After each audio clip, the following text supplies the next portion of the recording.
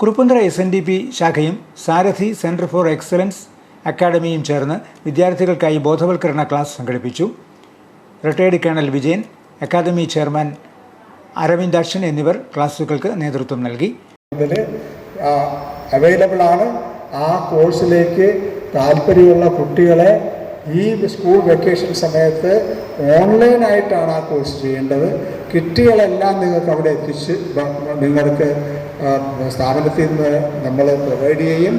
അതിനുശേഷം നിങ്ങൾക്ക് ഏത് വിധത്തിലുള്ള ഡൗട്ടാണെങ്കിലും അത് ദൂരീകരിക്കാനുള്ള സൗകര്യമുണ്ട്.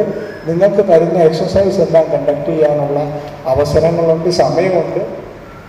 ഓരോ ദിവസവും 1 മണിക്കൂർ മുതൽ 1.5 മണിക്കൂർ വരെ മാത്രമായിരിക്കും ക്ലാസ്. അപ്പോൾ നിങ്ങളുടെ വെക്കേഷൻ വേസ്റ്റ് ആകുന്നില്ല. വളരെ യൂസ്ഫുൾ ആയിട്ടുള്ളൊരു കോഴ്സാണ്.